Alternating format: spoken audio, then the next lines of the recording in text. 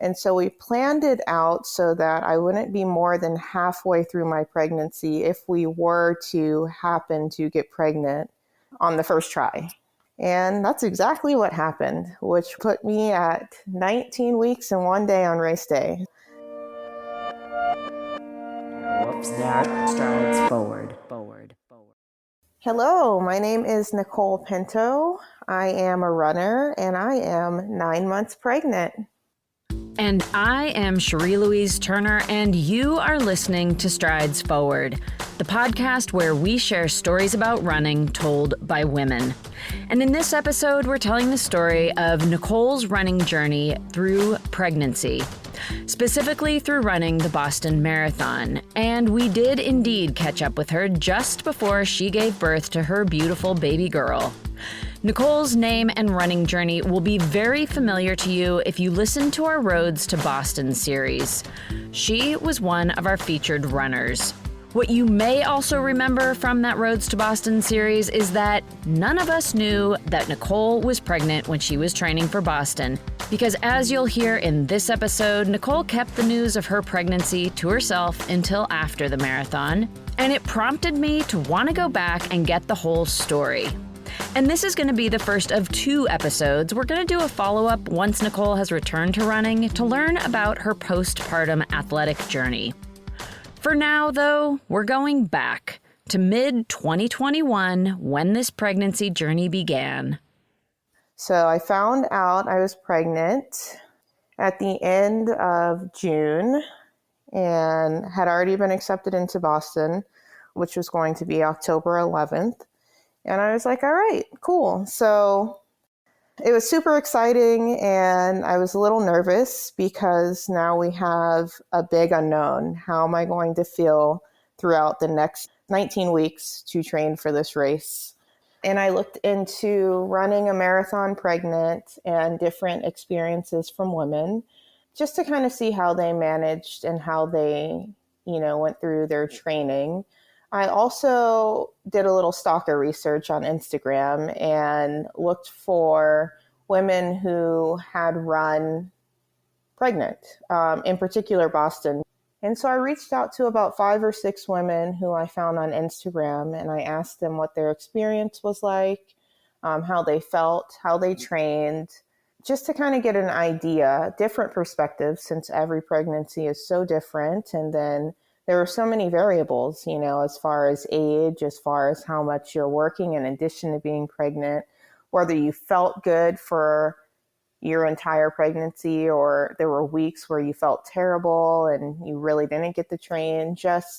I just really wanted to have a good understanding of, what obstacles might lie ahead for me and how I would potentially overcome them if I did face them.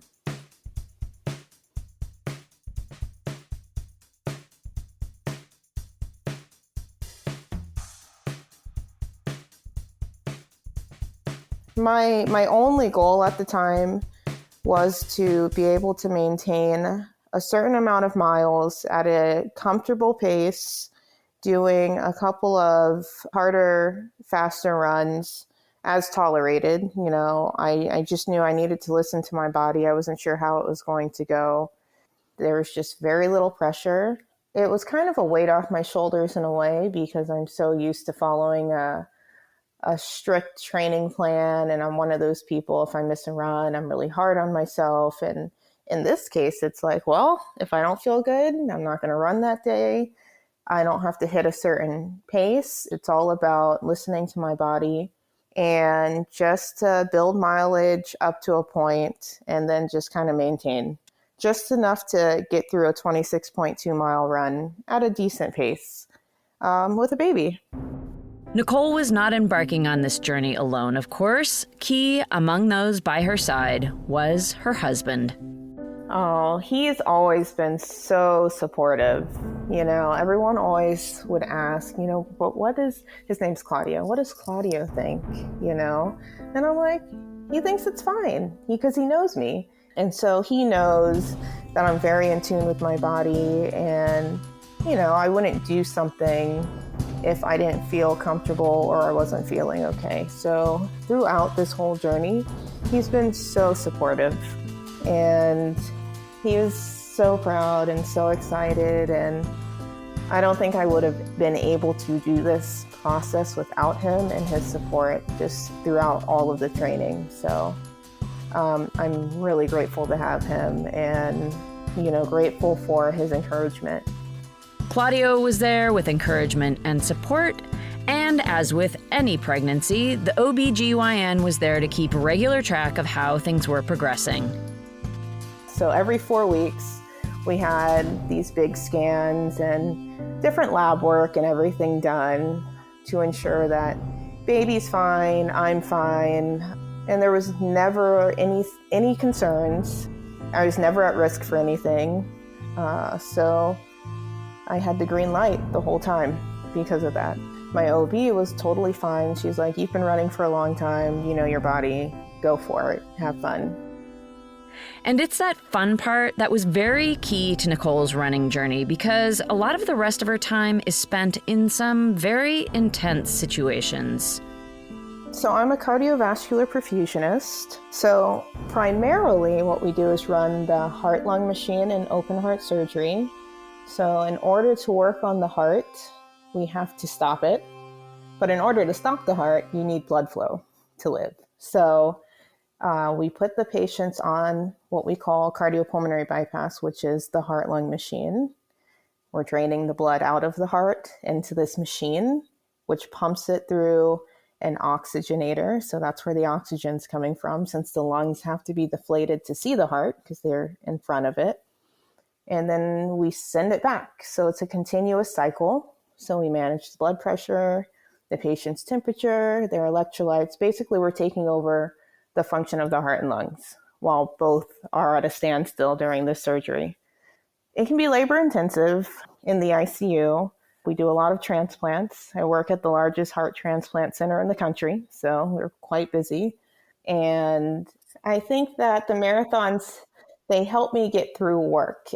It's been probably one of the biggest perks of running, as well as it's definitely a way to check out and, just be in my own headspace without the world interacting with me for a moment, because in some of these emergency cases, there's a million things going on. Your reaction time has to be on point. And, then just getting home after a long, stressful day and going for a run, it's like rejuvenation. All right, what's tomorrow got to throw at me, So it's a high stress job, but, between the two, it's the perfect balance, honestly. Nicole continued to be able to balance the long, intense work at the hospital with the stress-relieving time out running. And she drew confidence from her research and understanding of how the body works. Just from being in the health profession in general, I was definitely more aware of the changes that occur physiologically.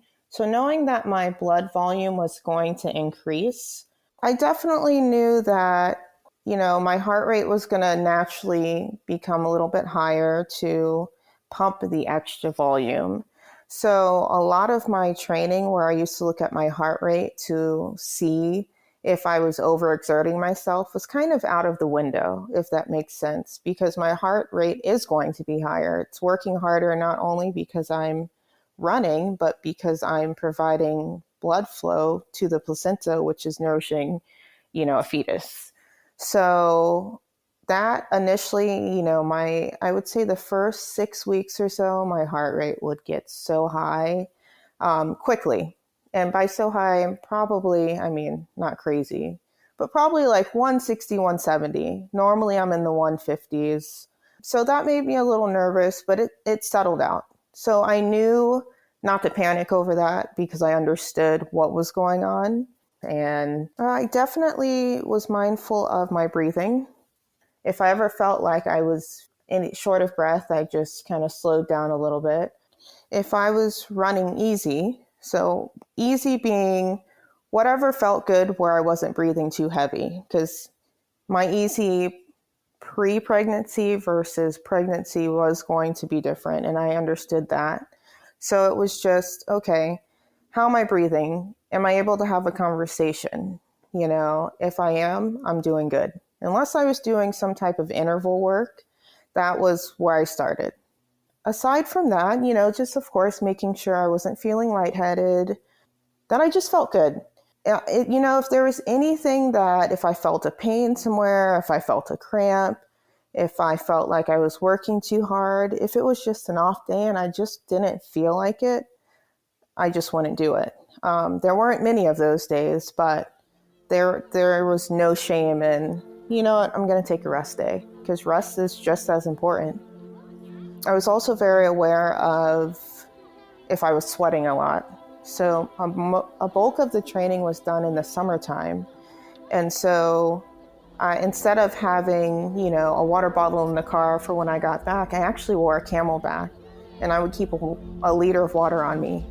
So I would just keep drinking water. It's so important to stay hydrated. This is not the time to lose volume, because that's your amniotic fluid, and that's where your fetus is. So I knew it was very important to keep that volume on board, because that's the first place you're going to lose it from, which is not ideal. So lots of water.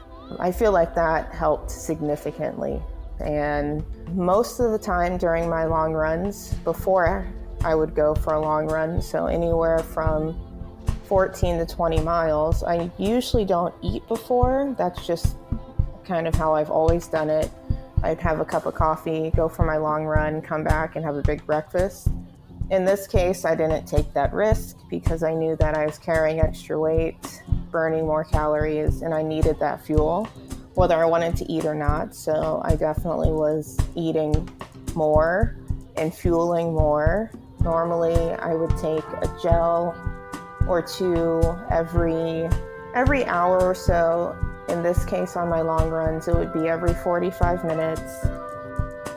I expected running to feel a little bit harder, and it did at times. I think initially in the very beginning, as my body was adjusting and the bigger changes were happening, I felt like I was a little bit more short of breath, and that concerned me a little bit because it was just the very beginning. And beginning, I mean like the first 1 or 2 months. And so I was worried about, oh man, if things keep going this way, what's it going to look like right before, the month before race week? And luckily that was just a transitional period.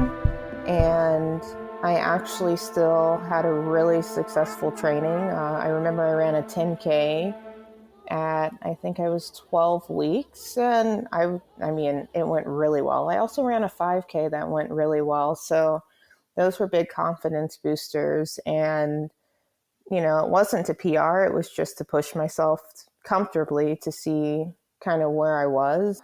And then on the flip side, I expected to have some days of nausea and morning sickness and just not really feeling great. And that really never happened. I never experienced any morning sickness or any extreme fatigue. I was still working 50 to 60 hours a week and still able to get out and run 30 to 40 miles. I think I peaked at 50 miles, and I was really happy with that. As great as everything was going, Nicole, like we mentioned up top, was very mindful of spreading her pregnancy news. It really wasn't until after the marathon that I announced that I was pregnant. I didn't tell anyone. No, nothing on social media. My family knew, my husband's family, of course, and people I was close to. And probably people at work who actually saw me started to notice I had a little bit of a belly, which really wasn't until like 2 to 3 weeks before, leading up to the marathon. And I was just like, look, not a lot of people know. I'm just going to wait. I'm going to run the marathon, and then I'm going to tell everyone, mainly because there were a few people who did question, are you sure that's okay? Are you sure that's okay for your baby? Is that smart? And so I get it. People will ask all kinds of questions, and it's just not a common thing. So I knew that going into this, that that's just going to be part of it. The feedback that I get. I get their concern, but at the same time, it also made me feel like, all right, so you really think that I love running to the point where I would risk my health or my child's health? And, that's just people not really understanding how the body works. And us, if you go back 20, 30 years, where we told women, you can't run, you can't run pregnant. When you're pregnant, you need to be on bed rest. You need to just not do anything. Don't lift anything. Don't go to work. And those days are over. It's all about, are you at risk? If not, what are you doing? Listening to your body. And that was something that I also was really hoping to promote after the marathon, is to show like, look, we're capable of so much more. Being pregnant is not a disability. It's maybe not everyone will run a marathon pregnant or should, but you can definitely keep up with the activities you have been doing the whole time, as long as you don't have any risk factors. And I think that's really important for people to understand.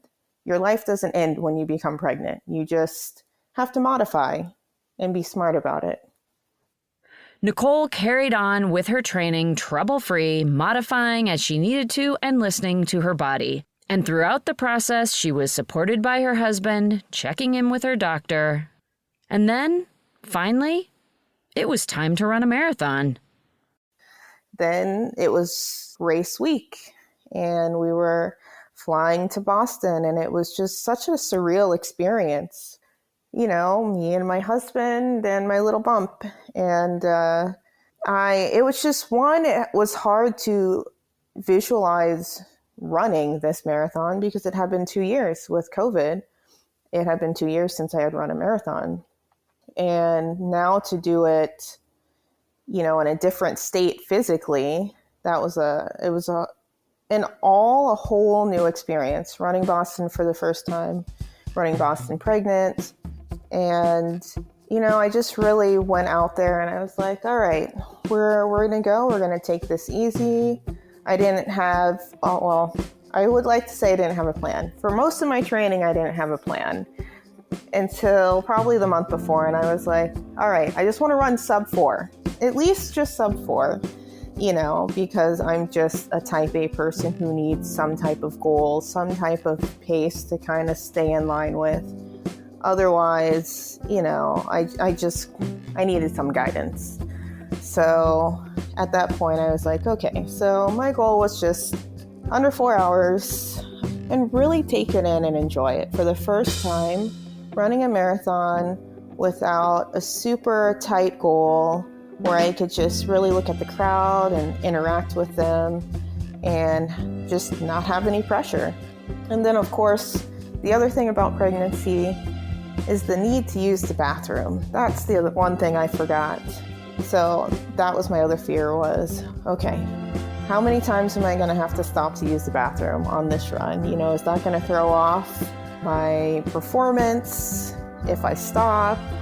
Anyway, I didn't have to use the bathroom during the race. It's a miracle. And it did feel different. So there's quite a few hills. So I definitely felt the impact more than I normally would have in my abdomen, not in a painful way, but just the presence of it, not having that before. So I was aware of that. And I just took it one. I was like, all right, let's just get to the halfway point, see how I feel. If I'm not feeling great, maybe I'll walk for a little bit. And, I just kept going. And of course, I did take some walk breaks towards the end. After the Newton Hills, I was like, this is everything that I was told about. And so I was looking at my watch and just doing the math. And I was like, all right, I got a nice little buffer. I'll walk a little bit here. Someone on the side gave me like a bottle of water. And it was just really an awesome experience. I had a tank top on. On the front, it said I BQ'd for 2. And then on the back, it said baby on board. So with that, and with like little baby footprints. And so I got a lot of support from the other runners. Like, congratulations, mama. Good job. You're doing great out there. which was super helpful. And there were quite a few other moms out there, mom-to-bees, probably about 6 or so. And it was so exciting, yes, from, anywhere from 14 weeks to I think one woman was 26 weeks pregnant. So that was super inspiring and motivating as well. I was not the only one. And then in addition to that, there were several women who told me that they had run marathons in the past pregnant and that their child is now this old and now runs. And it was just like, oh my God, this is awesome. It was just the community. I mean, that's just a whole nother level. There was the community of runners, and then there was just this whole other mom community. And I was like, this is where I belong. This is perfect. This is great. This makes me so happy. I didn't expect there to be so many other women, because you don't hear that much about women running marathons and this and that, at least not without a lot of judgment.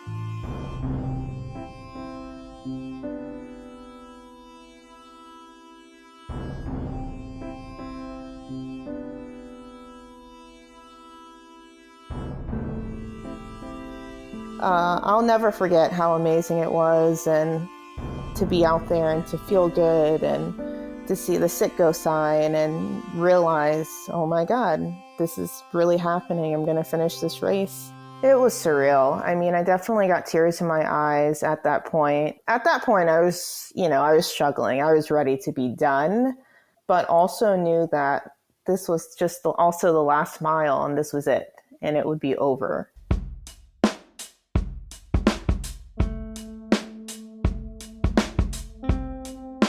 There's nothing like turning onto Boylston Street and crossing the finish line was unbelievable. Yeah, I really had to take some time to reflect afterwards, to realize that it was a huge accomplishment, that it was one of those once-in-a-lifetime situations, in a way, because it's not really something you can plan. It's not really something you have control over, how you're going to feel, if you'll be able to do it. Yeah, it was pretty epic. Definitely my most memorable, by far, marathon. Just thinking to myself, not I did it, but we did it, And this is a story that, I dreamt about for a while and look forward to sharing with my daughter, when she's old enough to understand what happened, that, she was in mommy's belly when she crossed the finish line in Boston for the first time. And she was a part of that.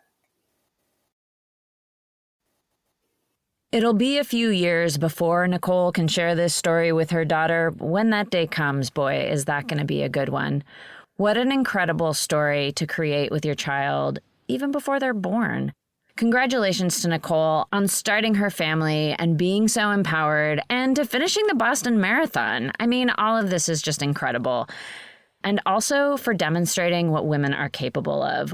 So thank you, Nicole, on that front, and also for sharing your story. Putting these stories out in public is how we empower each other and ourselves. And I'm really looking forward to following up with her later in the year to see how her running journey progresses. She plans to run a half marathon in November, and we'll be catching up with her around that time to find out what her postpartum running journey looks like.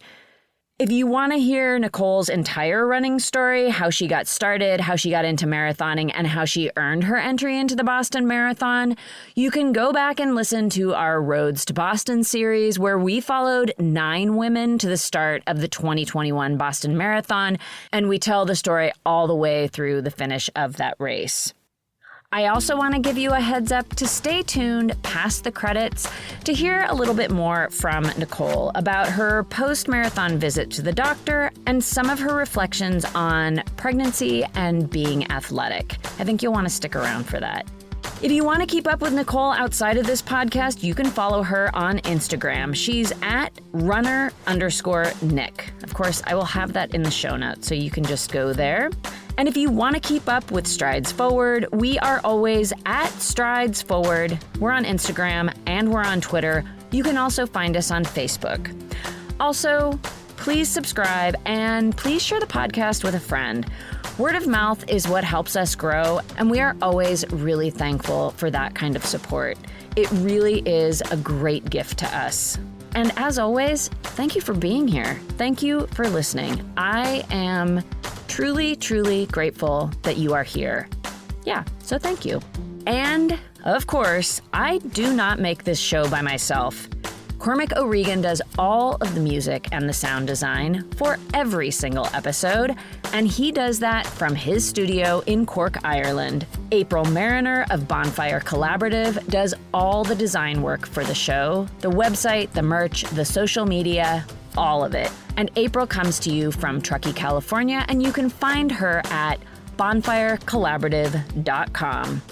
And yes, I am Cherie Louise Turner. I am the host and producer of Strides Forward, and I am, as always, coming to you from a closet in Somerville, Massachusetts. Thank you again for listening, and until next time, we all wish you many healthy, joyful strides forward. And now, I'm going to let Nicole take us out. So the big scan, the anatomy scan they call it, which is generally where people find out the sex of their baby and look at all the different organ systems, and you're making sure that, everything's, working order, good blood flow. That was scheduled at 20 weeks. Well, that was the week after the marathon. So when we got back from the race and went to this appointment, my OB came in and she was just like, I just want to make sure your cervix looks okay and your volume. And I was like, wait a minute. Was there a concern about this before the race that no one mentioned to me? And she's like, no, I just want to see, because she hasn't had a patient who has run a marathon, at that point in their pregnancy. So it's such an unknown for them. They're not used to seeing that. And they just, were like hovering over the ultrasound images, and they really wanted to see what things looked like after running a marathon. Everything was perfectly fine. So I think that, one, it's good data for them, right? For two reasons. Well, in my position especially, there were two things that would categorize me as being high risk that was brought up later. One, so I was 36, so over 35, and it being my first child, and also being African American, just from the pure fact of the likelihood of developing gestational diabetes and preeclampsia, which, being so active, like not nowhere near any of those parameters. So I think it was great in a lot of ways because of the marathon and those two variables showing that, generalization doesn't really work for everyone. Like there is a generalization, yes, err on the side of caution, but also I think it's important to listen to your patients, know their history, know what they've been doing, and not put them into that box just because. So that was great from, a patient standpoint. From a medical standpoint, I totally get it too. And also being in the field, have a way of communicating with them and saying, look, I get how this works, but this is what's going on here. Unless there's something of concern, I should be able to continue on with my normal activities, but not overexert myself or do more than I was doing to begin with at the start of my pregnancy. And so that's what we had agreed on. And I think that in time, it will become a more common thing to see women running marathons, swimming, doing whatever, maybe an Ironman, who knows? If that's what they've been doing, why not? That's what they're used to.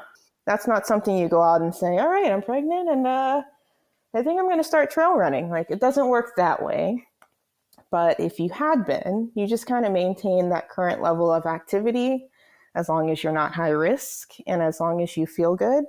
And yeah, you're listening to your body. That's the big thing. No one knows your body better than you. I don't care how much experience any of the physicians have or whatever. The takeaway is you know your body better than anyone. You have to advocate for yourself. And I hope that it does show that other women too, that, this is possible. You do have to make modifications and things do change, but life is not over, just because you're growing a life. When you have a kid, you're going to be busier and this and that. But I think it's still important to not lose yourself in that and, just kind of bring everything together. That's what I wanted to do. And I'm so glad that everything worked out the way it did. I mean, it's definitely one of my proudest moments. Whoops, that strides forward. Hear Her Sports is a podcast for everyone who loves stories by and about women striving to improve and make a difference in their lives. I am your host, Elizabeth Emery, a former professional cyclist. In every episode, I introduce a female athlete or woman in the business of sport through a thoughtful conversation about who they are and the terrific work they're doing.